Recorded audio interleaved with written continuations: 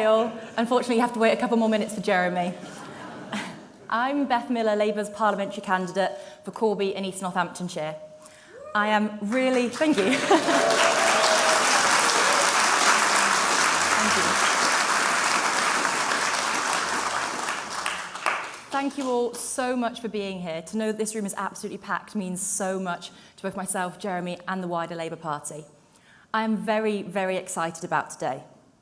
After the gloom and doom of recent years, 10 years of Tory government and the politics of austerity and division, I'm excited to hear what Labour will do to change that, what we'll do to reinvigorate our country and recreate the fire and the passion of past Labour governments to stop a no-deal Brexit, to tackle head-on the divisions, the causes of division, and transform our country for the better.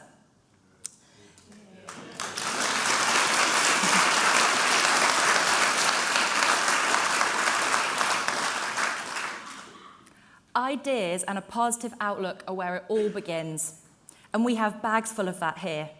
That is the story of Corby and its incredible regeneration. Thanks to the last Labour government, a Labour council and a Labour MP, it's gone from crappy town to the fastest growing borough outside of London. That took political will and vision. And I know that Jeremy came here today on the train from London to the train station that was delivered by that last Labour government. You might recall a story from Barack Obama's campaign trail in 2007. He'd been asked by a senator to go and visit their patch in South Carolina.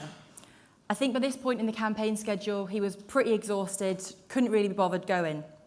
Anyway, he got there, he was exhausted, he arrived, it was raining, and when he kind of finally got out of the car, he was a bit disappointed because there was a really small crowd. So he wasn't feeling particularly inspired by what he saw. He wanted to get it over and done with as quickly as possible. That was until he saw an older woman in the distance. She had a gold tooth, a huge, huge smile, and she had real flair. So when he saw her, she began chanting. I'm fired up and I'm ready to go. She kept saying it, fired up, ready to go, fired up, ready to go. And eventually, others in the room started chanting it as well. And Barack Obama said that after some time, he began to feel pretty fired up and ready to go as well. So that woman completely changed that room. And Obama summed it up quite nicely. He said, if someone can change a room, they can change a town. And if they can change a town, they can change a region. And if they can change a region, they can change a country. So with that in mind, I would like you to give a big Corby welcome to Jeremy Corbyn.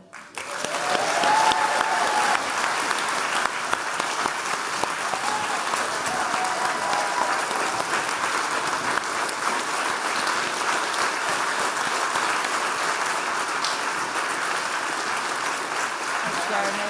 Thank you. Good luck.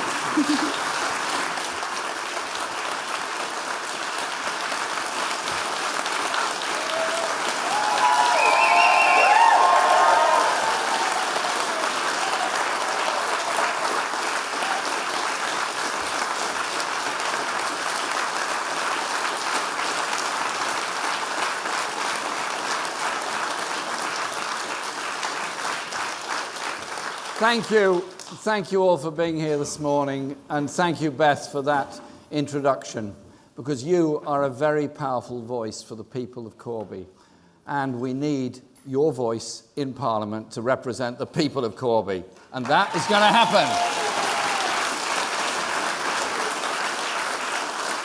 Because Beth speaks for the people, and we'll make sure that their voice is always heard. It's fantastic to be here again. And I want to thank everyone and all the staff involved here at the Penn Green Centre for Children and Families for hosting us today. This is an amazing centre. This was the inspiration behind our whole Children's Centre and Sure Start programme that the last Labour government introduced, because it's this fantastic wraparound centre. I'm sad at the funding cuts that it's had to endure, but I'm so proud to be here and support this centre and the great work that it's done. Indeed, I met a former member of the staff when I stepped off the train this morning at Corby who said she was so proud to have worked in this place. So to Pen Green, thank you very much for all you do.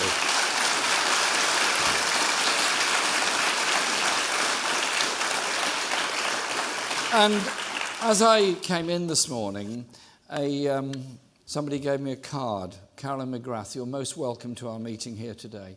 You described your journey in life of growing up in extreme poverty in Glasgow and the hopelessness and the depression that you suffered as a result of all the problems that you suffered during your childhood and life. And you're utterly determined to bring about a government in this country that will work for everybody and support those people growing up in depression, in loneliness, and sometimes in homelessness as well. Thank you for coming today, and thank you for joining us, and thank you for the card that you gave me. I'm sure I don't need to convince anyone here, but as we look towards the return of Parliament in September, this country is heading into a political and constitutional storm. It's the Conservative Party's failure on Brexit and its lurch to the hard right that has provoked the crisis our country faces this autumn. After failing to negotiate a Brexit deal that would protect jobs and living standards, Boris Johnson's Tories are driving the country towards a no-deal cliff edge. Let's be very clear.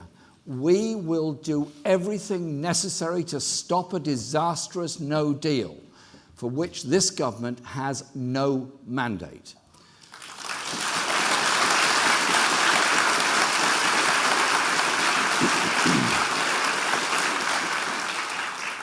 The government wants to use no deal to create a tax haven for the super rich on the shores of Europe and sign a sweetheart trade deal with Donald Trump.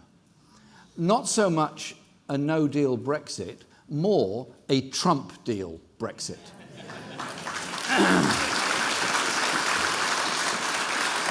Have no doubt, no deal would destroy people's jobs, push up food prices in our shops, and open our National Health Service to take over by US private healthcare corporations. I just remind them, our NHS is not for sale.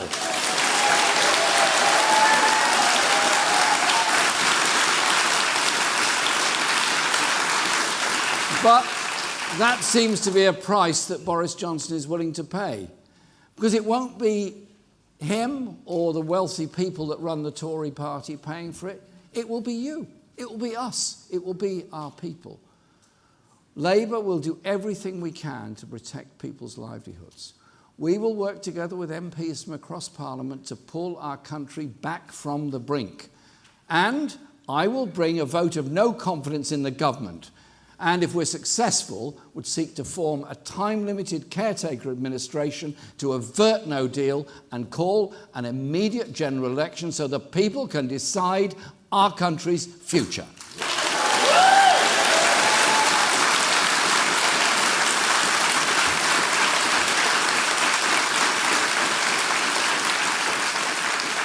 If MPs are serious about stopping a no-deal crash-out, then they will vote down this reckless government, and it falls to the leader of the opposition to make sure no deal does not happen and the people decide their own future. That is our responsibility, and we gladly accept that responsibility and will carry it out in Parliament. Labour believes the decision on how to resolve the Brexit crisis must go back to the people. And if there is a general election this autumn, Labour will commit to holding a public vote to give voters the final say with credible options on both sides, including the option to remain. 3 years of Tory failure on Brexit have caused opinions to harden to such a degree that I believe no outcome will now have legitimacy without the people's endorsement. But while Brexit is the framework of the crisis we face, the problems facing our country run much, much deeper. Much, much deeper than that. A general election triggered by the Tory Brexit crisis will be a crossroads for our country. It will be a once-in-a-generation chance for a real change of direction, potentially on the scale of 1945. Things cannot go on as they were before. The Conservatives and a very wealthy establishment that they so happily represent have failed our country. They've failed to protect living standards. They've savaged our public services. Look at the cuts that have happened at this very centre, and you all know all the other cuts that are happening all around you. They've deepened inequality in our society. Look at the incredible levels of wealth a small minority have, and then look at those sleeping on the streets because there's no home for them to go to. That is modern Britain. Inequality. Inequality getting worse, and it's failed to keep us safe. Boris Johnson and his Tory cabinet have direct responsibility for the Tory decade of devastating damage to our communities and the very fabric of our society. However the Brexit crisis is resolved, the country faces a very fundamental choice. Labour offers a real change of direction that I believe the country needs. A radical programme, and I'm proud it's a radical programme, to rebuild and transform.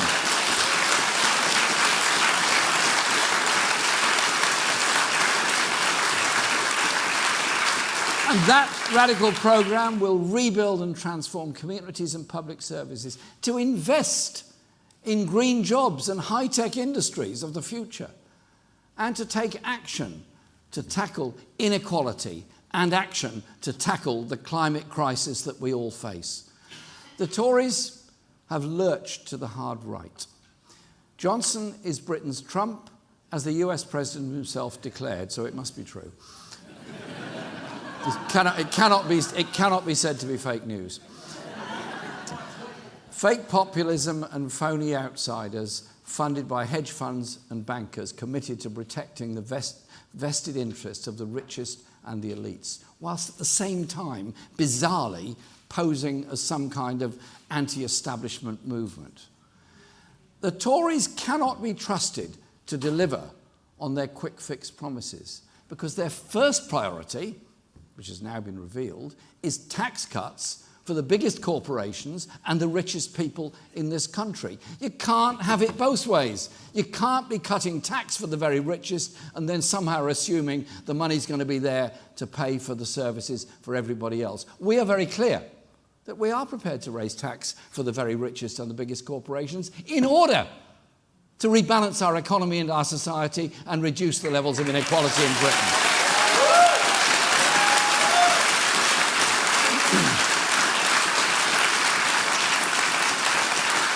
The Tories can't be trusted to deliver for the majority because they will always look after their own.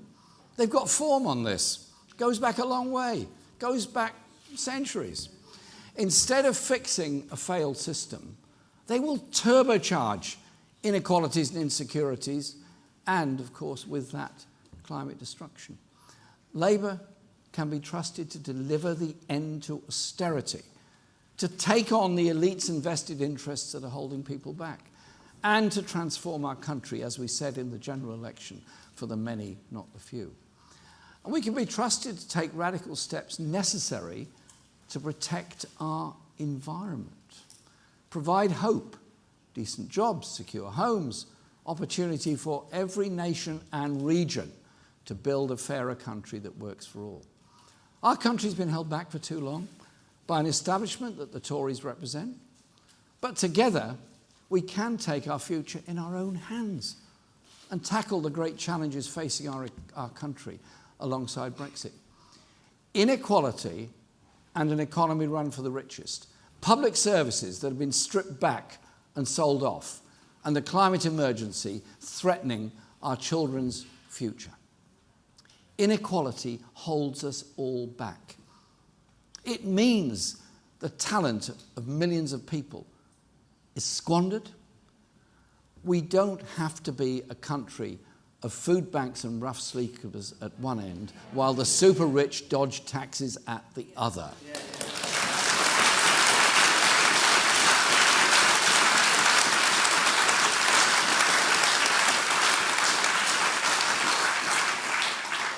People have a choice. As I've said, Labour will raise tax for the richest and make sure they pay their share towards the common good. The Tories will cut tax for the richest. Labour will require the big multinational corporations to actually pay the tax they owe in this country. Tories will cut tax for big corporations. It's Labour that will get more money in your pocket rather than line the pockets of multi-millionaires. We'll introduce a real living wage of £10 an hour, including for young people who deserve equal pay for the equal work and contribution that they make to our society.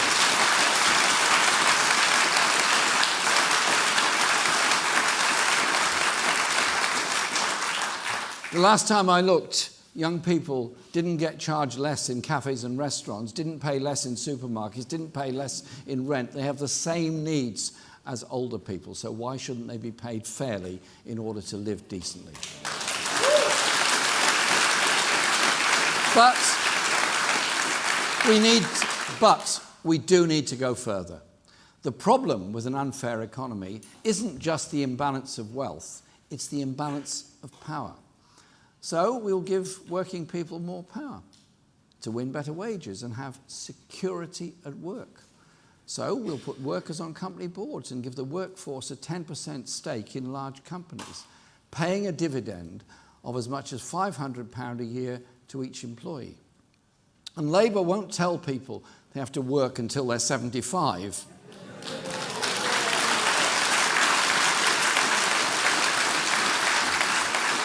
Before they get their pension, as Ian Duncan Smith's think tank has suggested.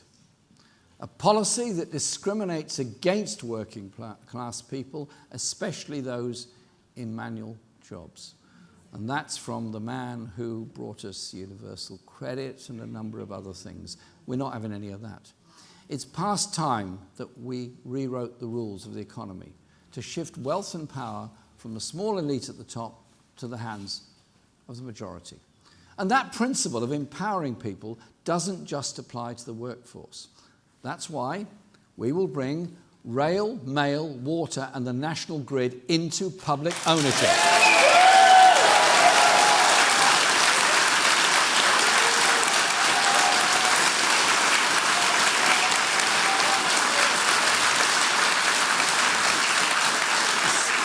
So that the essential utilities people rely on are run by and for the public, not the shareholders. And we'll give tenants more power and security, including controlling rents so dodgy landlords can't rip them off. The insecurity of living in the private rented sector must be brought to an end. Many people suffer terrible stress because they don't know how long they'll be able to remain in the flat or house that they're renting. And when we talk about inequality, we aren't only talking about economics.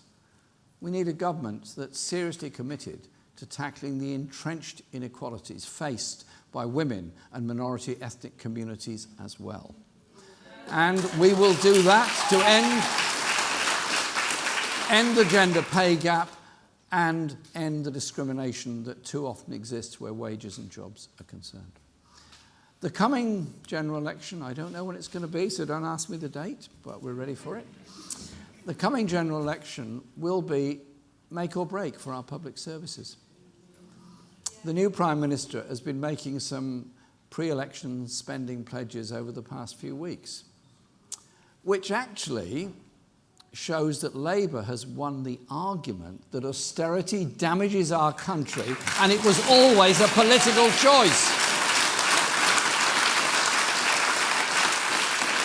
But it really does insult the intelligence of everyone to expect them to be grateful for a bit of extra money here and there with no confidence that it will actually be delivered or where it's coming from, when it's Boris Johnson and the Tories who ran our public services into the ground in the first place.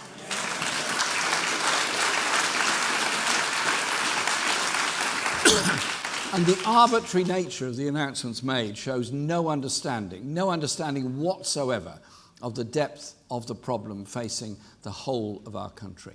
Take crime, which the Prime Minister is now trying to turn to his political advantage, with yet more promises to tackle what the Tories have failed to bring under control for a decade. In the 2017 election, Labour won the argument that Tory cuts to the police had made people unsafe, and we pledged to hire more officers. The Conservatives have now conceded that we were right. But police cuts are not the only reason that violent crime has doubled. What the Tories won't address is the much wider impact of austerity. Think about it. The closed youth services around the country, under-resourced mental health care facilities, and the lack of funding for community mentoring. We take youth services very, very seriously indeed.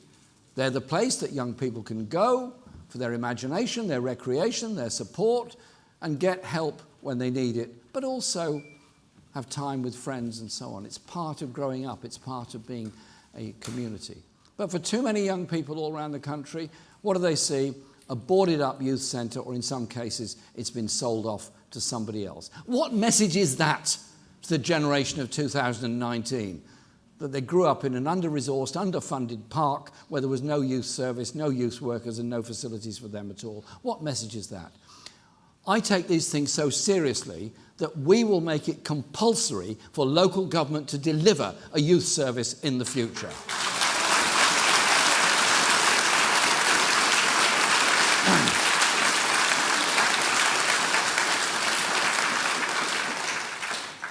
And we know the direct impact that rhetoric around immigration, crime and stop and search can have on the lives of those from minority communities.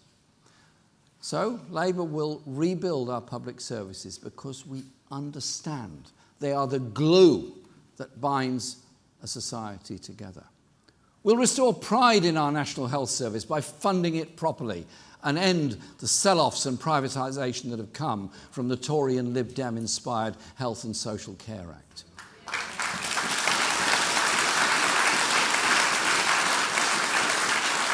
And we will create a national education service providing free learning from cradle to grave, including free school meals for all primary children, smaller class sizes for 5-, 6 and 7-year-olds, no tuition fees at university or college.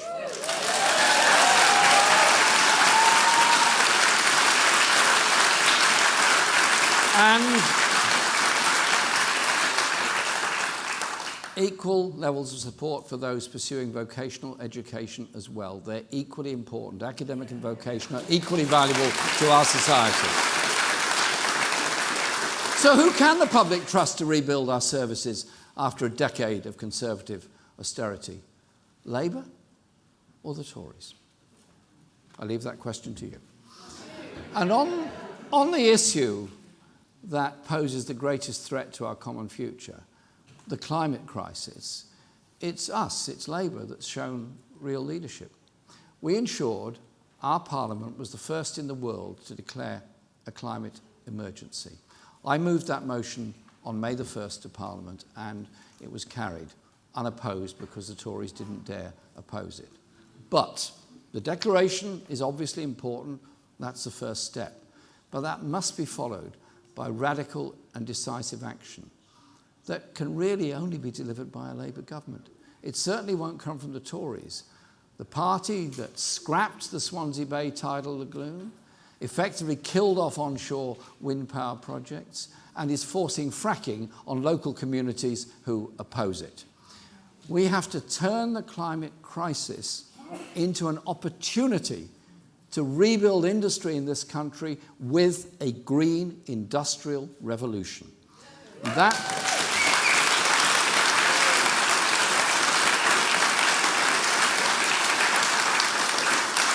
And that green industrial revolution will create 400,000 well-paid, high-skilled jobs in renewable energy and green technology, particularly in parts of the country that have never recovered from the decimation of our industrial base by Thatcher's government. Places like here in Corby, where the closure of the steelworks cost thousands and thousands of jobs. And there are many other towns and cities around the country that suffered to the same extent because of that headlong rush to closure and privatisation by the Thatcher government of the 1980s. Imagine if the Derbyshire and Yorkshire coalfields that once powered the nation became the new centres for green energy generation. Or if towns that used to build railway locomotives and railway carriages built the next generation of high-speed electric trains. Just imagine how it would feel for those communities to once again be the beating heart of our economy whilst reducing our greenhouse gas emissions and giving our young people a real future. The future is within our grasp. But I ask again, who do you trust to act on the climate emergency? Labour or the Tories led by the current Prime Minister? We cannot afford more of the same, but even worse. The future could be fantastic. New technologies have the power to liberate us and help tackle the climate emergency. But for too many people, the future is frightening. Young people, uncertain what their future is, where they're going to live, what job they'll get, what training they'll get. Because the technological revolution that's happening around us has been used instead to benefit the wealthy while driving down pay and security for millions of other people. The next Labour government will take on those who really run our country, the bankers, the tax dodgers and the big polluters, so that the real wealth creators, the people of this country, can have the services, jobs and futures that they deserve. Because when Labour wins, we all win. The nurse wins, the pensioner wins, the student wins, the office worker wins, the engineer wins. We all win. The chaos and dislocation of a no-deal Brexit is real, very real and threatening, as the government's leaked Operation Yellowhammer dossier makes clear. It makes it very clear, crystal clear, how bad things will get if there's a no-deal exit on the 31st of October. That's why we will do everything we can to stop it. Then, after years of elite-driven austerity and neglect, we'll recharge our politics with a massive injection of democracy. Democracy brings health, brings justice, brings hope.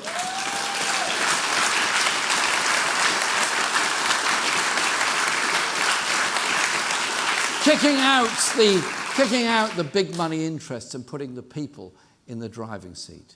We will rebuild our public services by taxing those at the top to properly fund them for everybody else.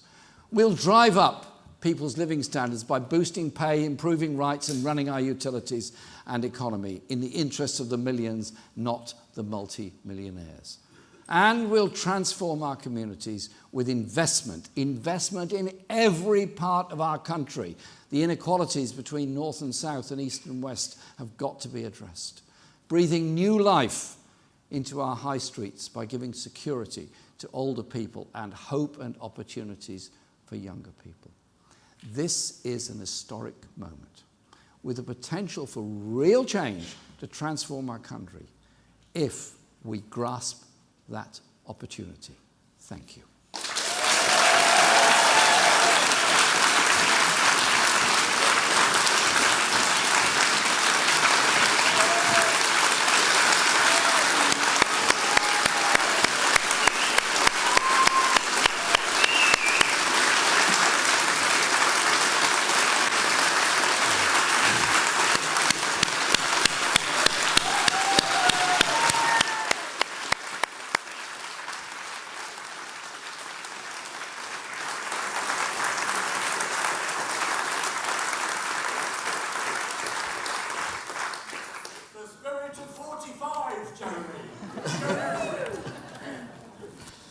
I wasn't even born then. Let's take it on board and go with it. We can create a better future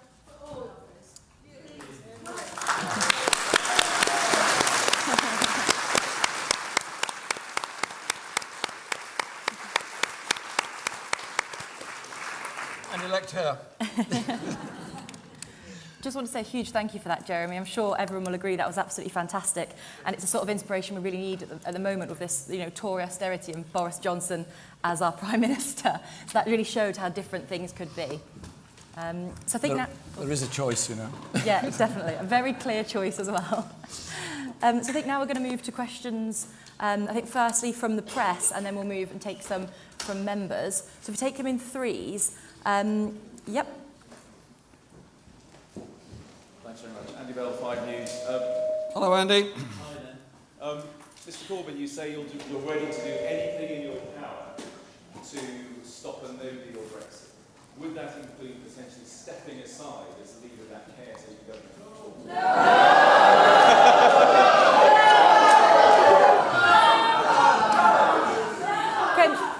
Can I just remind you? Let Andy ask his question. He's a nice fella, it's all right. Would that potentially include stepping aside as leader of that caretaker government you've talked about, if that is the way to get the necessary votes to stop the no-deal Brexit? Can I remind the audience? No, sorry, just let him ask polite? a question. Okay. Yeah.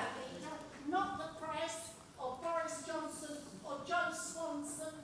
Thank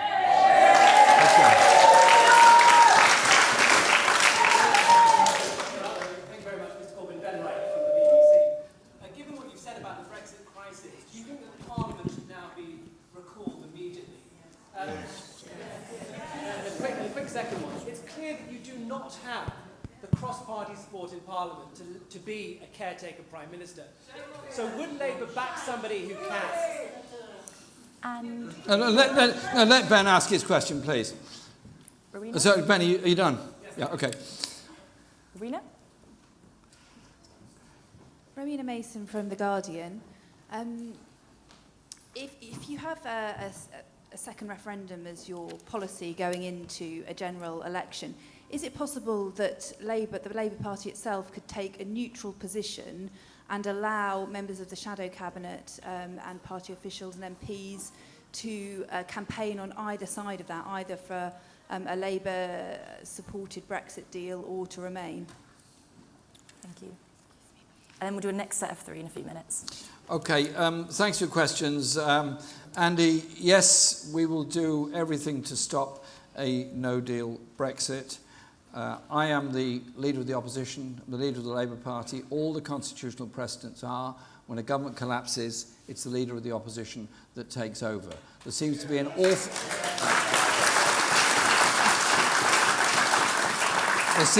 awful lot of very imaginative what-ifery in the press at the present time. We will put a motion of no confidence in the government. We will do everything we can to stop a no-deal Brexit.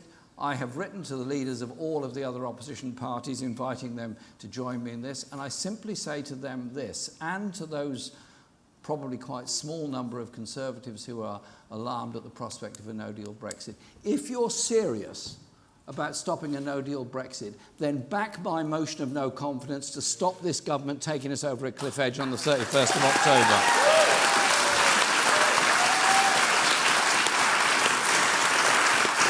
And Ben, thanks for your question. I mean, I think there is support for preventing this country going into a no-deal Brexit, as the response to the Yellowhammer document that was leaked yesterday indicates. Do we support the recall of Parliament? Yes, indeed. I've made that very clear. We do support the recall of Parliament in order to prevent the Prime Minister having some kind of manoeuvre to take us out on the 31st of October without any further discussion in Parliament. I've made that absolutely clear. And the reply I gave to Andy is quite simply this. I say to all those that want to prevent no deal, get on board with us to make sure it doesn't happen. We've also made it clear that in a general election, we'll put forward the opportunity for the people of this country to have the final say. This isn't a rerun of 2016. This is simply saying that the people of this country should make the final decision. If it's no deal versus Remain, then obviously John McDonnell and others have made it very clear we'd support Remain. If there is an opportunity for some other option to be put, then that would be put. I want to bring people together. All I've been trying to do ever since the referendum is to say there has to be an understanding of why particular communities around the country voted leave, because they'd seen no investment, they'd seen no jobs, they'd seen no improvement in their livelihoods or living standards for a very long time, and they felt very, very angry. What we offer is to transform our society and our economy. And I'm utterly convinced that the no-deal Brexit that Boris Johnson is proposing is actually straight into the hands of Donald Trump and the kind of economy that he will put forward. So Labour will make sure that people have the final say and the final choice. I want us to be a prosperous, inclusive, outward-looking society. I do not believe becoming a trade envoy for Donald Trump and everything that he puts forward will do anything other than damage the living standards of people in this country, damage our public services, and ultimately be actually very damaging to our economic opportunities as a whole. In case Boris Johnson hasn't noticed it, Donald Trump does follow very closely an America First policy. He has done nothing to promote goodwill, support, or good trade with any other country. It's all about America First. I don't want to go down that road. I want us to have serious trading relationships with Europe, which is, after all, our biggest market. But above all, I want the opportunity for a Labour government to transform the life chances and livelihoods of people all across this country. That is what will bring people together.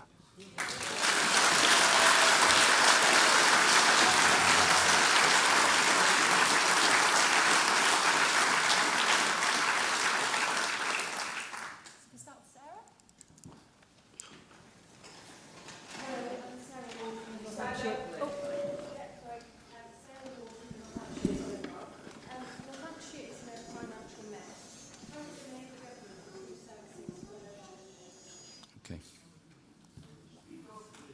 Thank you. Mr. Corbyn, Angus Walker, ITV News. I just wonder, many in your own party don't see you as a person to lead a government of national unity. I just wondered why you... Let Andy ask his question, please. I'm defending your right to speak, Andy. Thank you very much. Why do you think that many people within your own party don't see you as the person to lead a government of national unity to block no deal?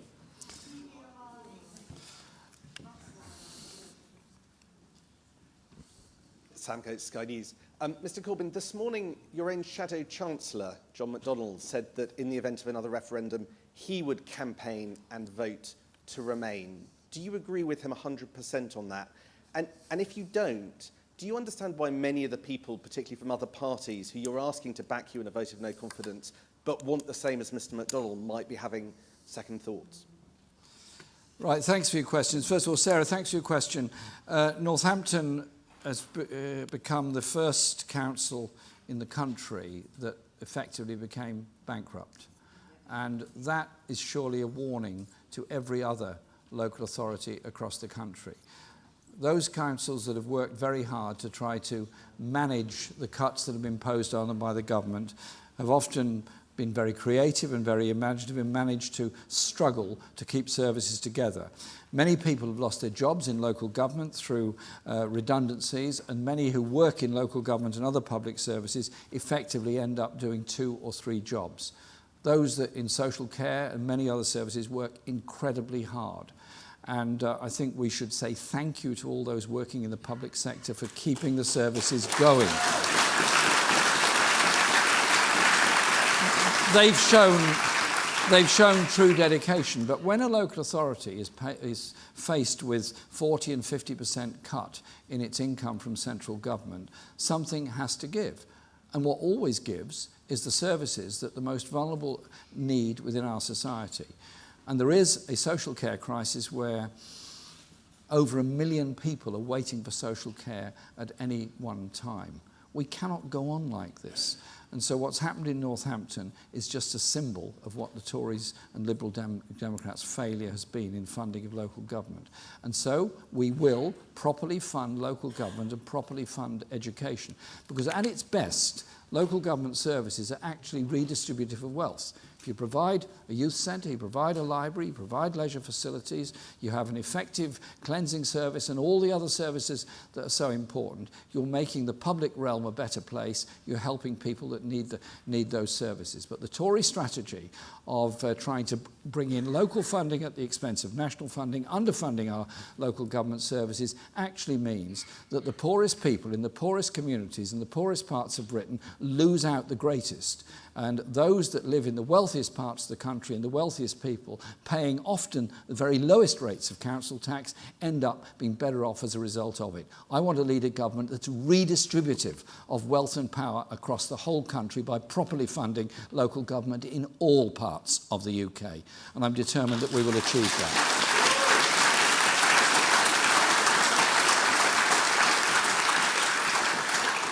The point you make about people in the Labour Party and myself, all I'd say is this. Our party is a very big party. It's a democratic party. We had a leadership election in 2015, and rather surprisingly to everyone in the mainstream media, I was elected leader of the party, and I'm very proud to have been elected leader.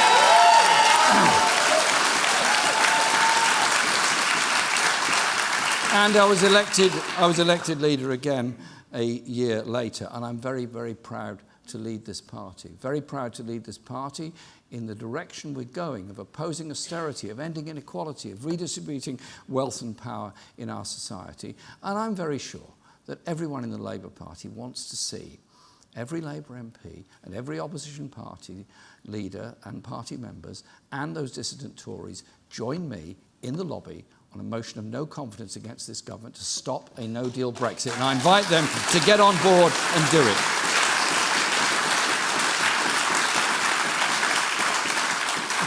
John McDonnell gave his personal view this morning. The issue is that we will do everything we can to stop a no-deal Brexit, and I've made it very clear that in accordance with the democratic decision taken at our conference last year, an incoming Labour government will facilitate a referendum where everyone will have the choice between a deal or remaining in the European Union. But the real issue is, of course, that in the immediate future, but the longer-term issue is what I outlined in my speech. It is about the kind of society we want to be.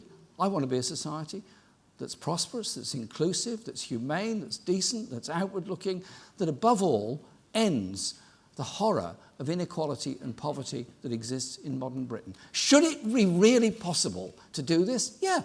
Is it right that children go to school hungry? Is it right head teachers have to raise money in order to keep the school going? Is it right the stress that housing officers and others are put under when they have to say no to everybody that turns up wanting a place to live because there are none being built?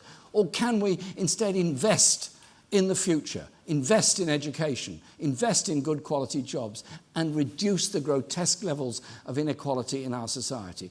I want to be proud to lead a Labour government that achieves those things.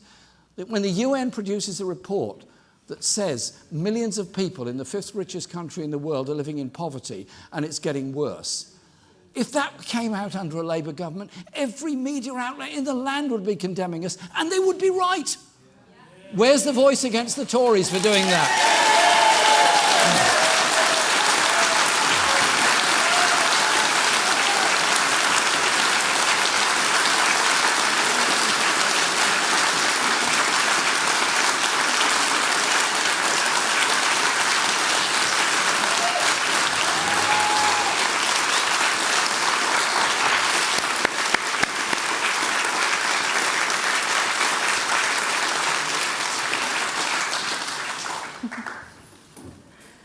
We just take one more from press and then we take some from the crowd. Yeah. Hi, Jeremy. Mikey from the Mirror. For your plan to work, you'll have to do something that as yet no one's been able to do, which is to convince a majority of MPs to back a plan, any plan, a way forward on Brexit. How do you intend to do that, and what would you be willing to offer to people who aren't quite sure? And then if we take two from the crowd. So I'm conscious we've had quite a few men, so I'm looking for women here. Yep. And then one more after that bit for you. The lady here and then the lady thereafter. Jeremy, young people a national apprenticeship scheme that we used to have many years ago. Council housing, a unique idea introduced in the 1920s. Now we seem to be hearing more of social housing and less of council housing. Could you comment on both, please? Thanks, Okay, Jeremy. thank you. And then I think there was a lady round here, wasn't there? Hi, Jeremy. I followed you all over the country. It's great to see you here in the county. I live in a little village not far from here, and I just want to take some of the press back maybe to when I was growing up, where my grandfathers in Liverpool had to stand to be picked out for work each day. And I was quite lucky because one was very tall and one had a horse. And I'm absolutely disgusted that we are going back to the same sort of situation where my son-in-law works from day to day with one wage one day, no work the next, doesn't get paid. And so really, I want the press to know we're not made up, we're not paid to come here, we are ordinary people. We know that you tell lies in the press, and we know that you... we know you distort things. So there has to be some way, Jeremy, of us looking at how the press reports and the very basis of democracy. One vote every 5 years is not enough, and we have to look at how we empower people in a much different way. So that's my question. Thanks very much. What am I offering to people?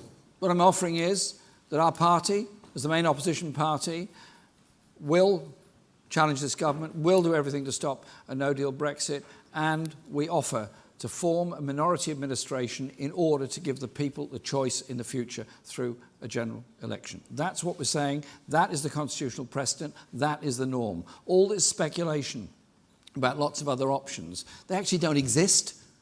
The option that exists is the constitutional precedent of the opposition taking over in order to facilitate an opportunity for an election campaign.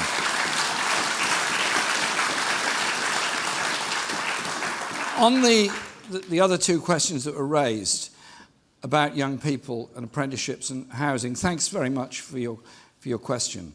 First of all, young people, I think, get a very bad press and get a really hard time in many ways. Go to college, go to university, end up with £50,000 worth of debt and no guarantee of a job at the end of it. Some cases, apprenticeships are absolutely brilliant and superb. Sometimes they're not. But our education system is, in my view, overstreamed and over-competitive, and too many young people have been excluded from school that then end up in all kinds of difficulties and underachieve in the rest of life. And that is because many schools are underfunded, teaching assistants no longer there, the support services are no longer there, and the after-school activities that my generation knew of all the time often simply don't exist because the teachers don't have the time and there's no extra resources available for doing it. We're shortchanging a whole generation, which is why we want to properly fund education and why I'm determined that we'll also have a pupil arts premium to ensure that all young people get the chance to learn music, theatre, dance and their imagination, which actually helps them in lots of other ways in university. And so the National Education Service will be tasked with ensuring proper funding of our education system, but will also be tasked with ensuring that the apprenticeship system works effectively, that apprentices are properly paid and not exploited, and that it leads to good quality qualifications. And that we look again at the way much of our teaching is done in schools, so those functional motor skills of young people are also developed in school, because clearly if you're going to be an engineer, you need to know how things work. It's best to start very, very young with all of that, so we all understand the importance of science and technology as well as creativity within our lives. And our National Education Service, I want to be the great legacy of the next Labour government in the same way the NHS was the legacy of the 1945 to 51 Labour government. On the point you raised about housing, thank you for raising that. I represent an inner city constituency where probably more than a third of the people I represent live in the private rented sector with all the insecurities that go with it. a minority, it's probably less than 30%, own their own property.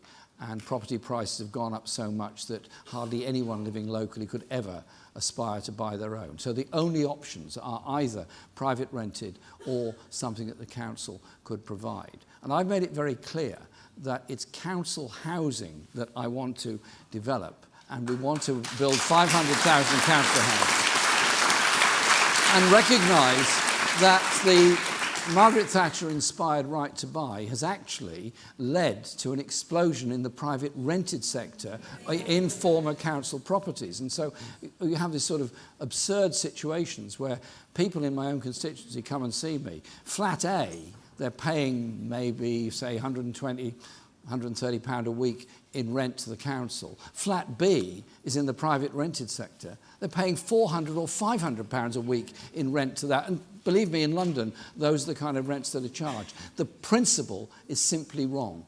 We have to invest in council housing of good quality and also ensure that those living in the private rented sector do have security of tenure, do have energy efficient properties, because that is actually very, very important as well, and that we will legislate to achieve all of that. The points, the last question was about your family growing up in Liverpool and the appalling ways in which the docks recruited people to work, where the potential dock workers would line up outside the docks every morning and be selected for work. Quelle surprise, those that were known to be active in the union were never selected to work. Those that looked as though they weren't as strong as the person next to them never got a job, and so on. Unbelievable sort of cattle market philosophy on giving people employment. The same thing happened in the London docks, the same thing happened in the building industry in London, Birmingham, and all over this country. And after campaigns by unions and many others, we got the National Dock Labour Scheme, we got better employment practices through Labour government's legislation over many decades. Much of that has now been wiped away. And the 0 hours contract are really the same thing in a different format, where you get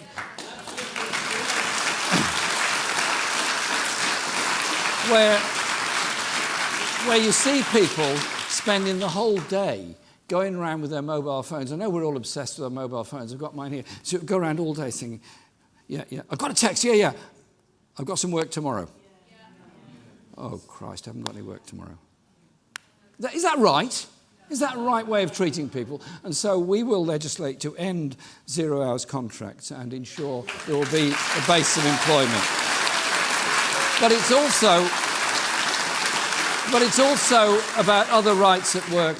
It's also about other rights at work as well as the right to join a trade union. And so we will establish an employment ministry under the Labour government, and that employment ministry will be tasked with repealing the Trade Union Act, ensuring rights at work, ensuring training, and all the other opportunities that go with it. And the last point you make about the media, I'm actually a member of Unison, but I'm also a member of the National Union of Journalists, because I do believe that a free press is an essential in a modern society. I do have huge respect for very brave journalists all over the world who've laid down their lives in order that people might know about corruption, about violence, about all the horrors that have happened in many societies around the world. And so I think it is important that we remember that.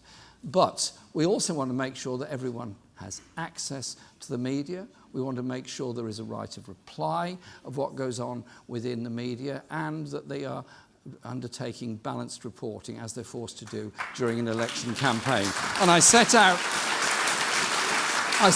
a number of ideas on media reform in a speech I gave to the Edinburgh Festival last year, and that is the basis of the policy that we will go forward. Social media is a very, very important part of people's lives. There's no place for abuse on social media, or indeed any other abuse in any other form in society, but social media is a very important factor in most people's lives. Indeed, I think the figure I've seen is 40% of the people get most of their news online and from social media and other website sources. So the right to know is a very, very important one. But it's also the right to give a balanced reporting of what goes on, and crucially, when somebody has been attacked in the media, I don't know anybody who has, but somebody said I've been attacked in the media, that they have a right of reply to what's being said against them. Not just for people who are in the public eye, but for everybody else as well. And so, yes, a Labour government will bring about media reforms, the crucial aspect being the right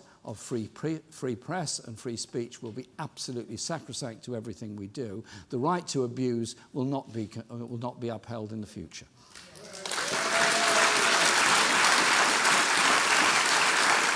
And could I just finally say that change in society comes about because people want it and people campaign for it.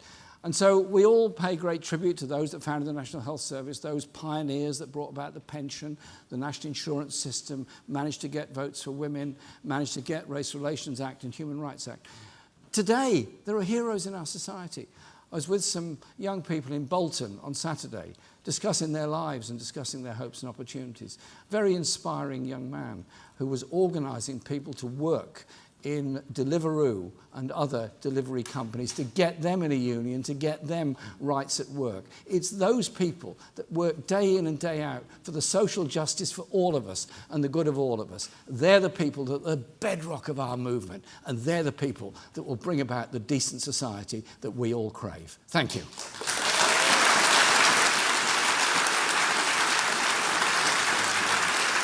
I think we're done now, aren't we? Thanks very much. Do you want to say a word?